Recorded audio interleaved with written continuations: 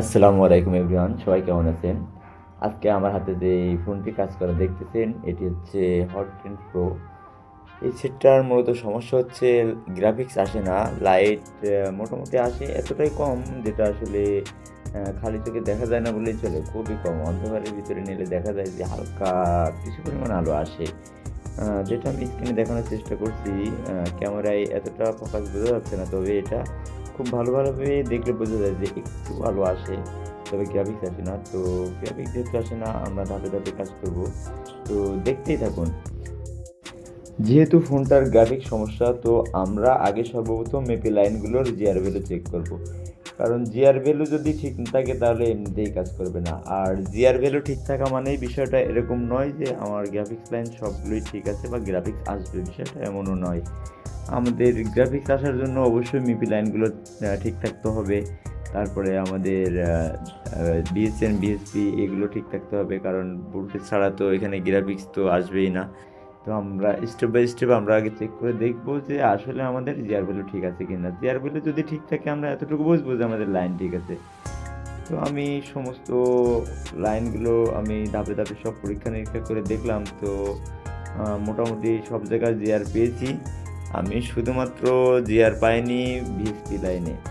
তো বিএসপি লাইনের ভিতরে আমি ফল্টটা দেখেছি, আমি আবারও দেখাচ্ছি। এখানে বিএসপি লাইনটা দেখেন, এখানে কোনো জিআর নেই, তো এই লাইনটা মিস্টেক আছে। তো আমাদের যেটা করণীয়, আমাদের দেখতে হবে যে আসলে এই জিআরটা, এই লাইনটা কোথা থেকে আসছে, বিএসপি লাইন বিএসপি লাইনটা কোথা থেকে আসছে। আমাদের এই আইসির পাশে আমাদেরকে আগে পরিমাপ করে দেখতে হবে যে ওই ভ্যালুটা ওখানে আছে কিনা। তো বন্ধুরা খেয়াল করুন, আমি আবারও পরীক্ষা করে দেখাচ্ছি। এই যে বিএসপি লাইনটা, এখানে জিআর নেই, এখানে এই লাইনটা মিস্টেক। তো বিএসপি লাইনে জিআর না থাকলে তো কখনোই কাজ করবে না, যেটা +5 ভোল্টেজ আর কি।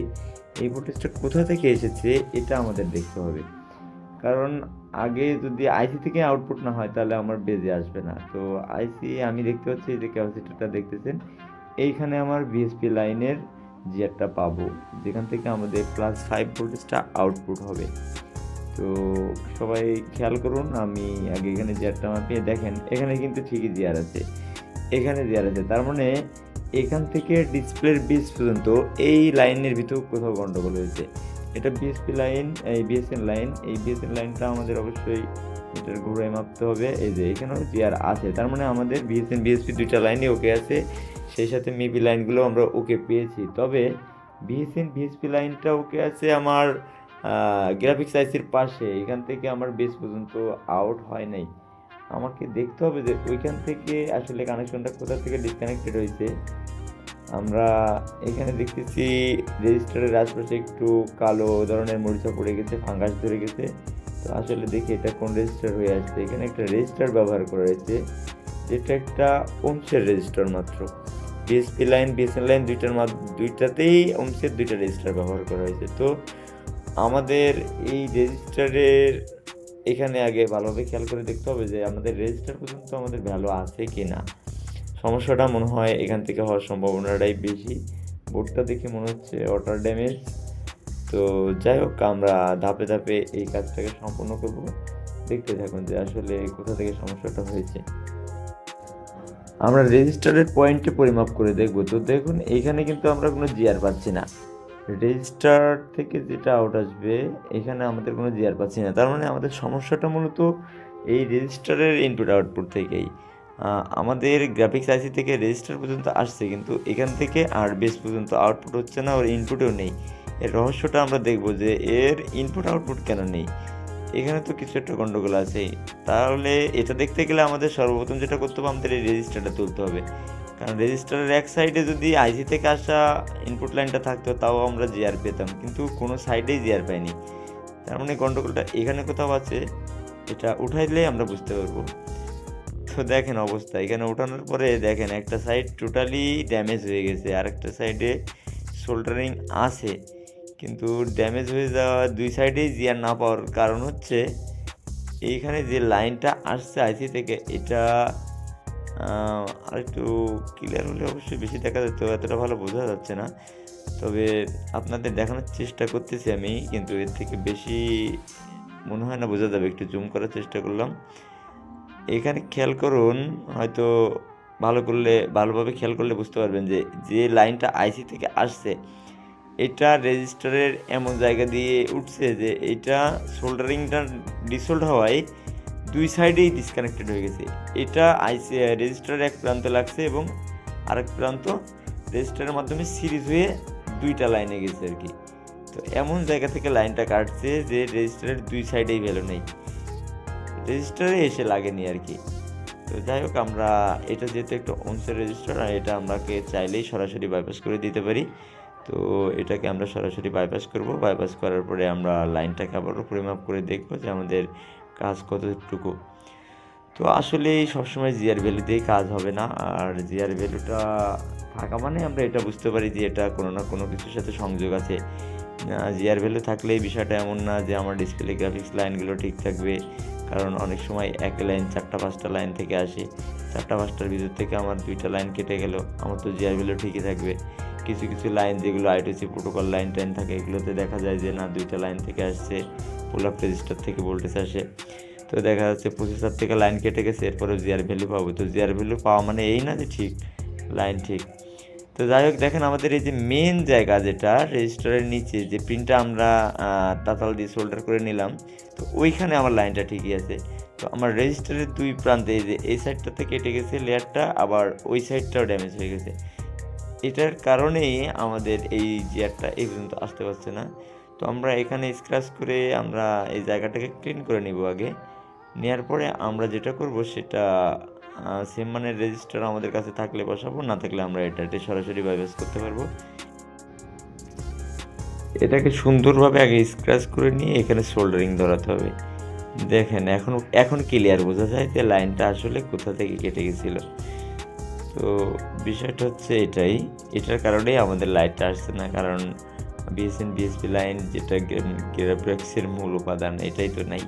এটা ছাড়া কীভাবে গ্রাফিক্স সেকশন আমাদের কাজ করবে, এই কারণে গ্রাফিক্স আসছে না। তো কাজগুলো আসলে আমি ভিডিওগুলো তৈরি করার আমার উদ্দেশ্য যাতে নতুন যারা আছে তারা কিছু শিখতে পারে।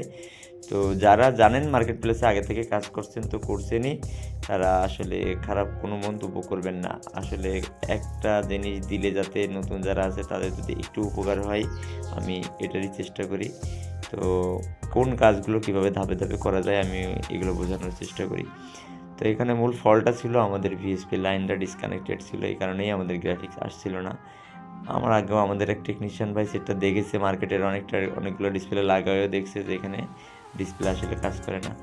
তো মূলত হচ্ছে আমাদের কাজ হচ্ছে রোগ নির্ণয় করে এটার সমাধান করা। তো আমরা ধাপে ধাপে যদি এই সমস্ত কাজগুলো দেখি বা চেষ্টা করি, অবশ্যই সমাধান করা সম্ভব। একটা সেটের যদি আইসি ভালো থাকে, বোর্ড কেটে লেয়ার কেটে কোথায় যাবে, এগুলো রিপেয়ার করা সম্ভব। প্রয়োজনে 1 মাস সময় লাগবে। একটা বোর্ড যদি মনে হয় যে না আমি 1 মাস ধরে ঠিক করবো, রেডি করবো, সম্ভব। কিন্তু জানা থাকতে হবে, আয়ত্তে থাকতে হবে, তাইলে না আমরা কাজ করতে পারবো সাহস করে একটা বিষয়। তো যাই হোক, আমরা এটাকে অবশেষে সোল্ডারিং করে নিয়েছি।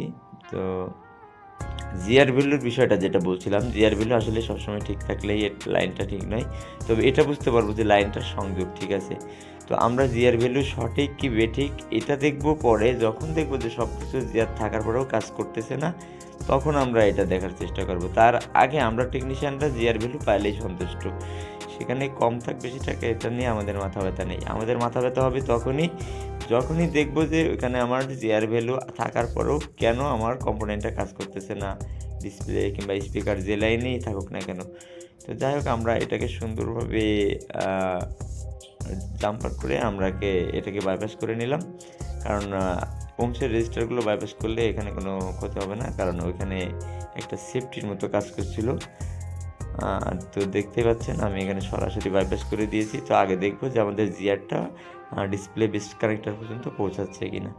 তো আমরা এখানে আগে পরিমাপ করে দেখবো, তারপরে দেখবো যে আমাদের ফোনটা আসলে এখন কী অবস্থায় আছে, রেজাল্টটা কী আসলো। তো দেখতে থাকুন। এখানে দেখেন এখন আমার জিআরটা চলে আসছে, তার মানে এখন আমার লাইনটা ওকে। এখন আমরা এটাকে সুন্দরভাবে গুলু দিয়ে আমরা একটু মজবুত করে দিব, যাতে পরবর্তীতে পানিতে পড়লে এরকম সমস্যা না হয় বা আঘাত লাগলেও কানেকশনটা ছুটে না যায়।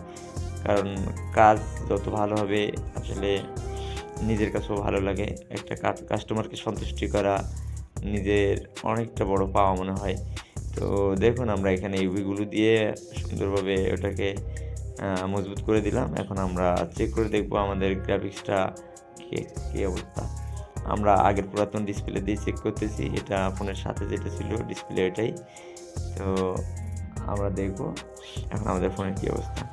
তো দেখুন অলরেডি ব্যাটারির লোগো চলে আসছে। এটা কিন্তু আমাদের ফোনে যে ডিসপ্লেটা ছিল ওইটাই, যেটা হালকা আলো দেখা যাচ্ছিল সেটাতে পরিপূর্ণ গ্রাফিক্স চলে আসছে। ডিসপ্লের গ্রাফিক্স থেকে মনে হচ্ছে এটা এখনও ব্যবহারের উপযোগী আছে। হ্যাঁ, অনেকটা লাইটটাও অনেকটা ভালো আছে, তবে ওয়াটার ড্যামেজ কিছুটা পানির দাগ আছে বোঝা যাচ্ছে। ক্যামেরাতে হয়তো বা ফোকাস করা যাচ্ছে না, তবে সরাসরি এটা বোঝা যাচ্ছে, তবে ব্যবহারের উপযোগী। তো যাই হোক আমরা সাকসেস। সবাই ভালো থাকবেন, সুস্থ থাকবেন। আজকের মতো এই পর্যন্ত। আবারও কথা হবে নতুন কোনো ভিডিওতে। আল্লাহ হাফেজ।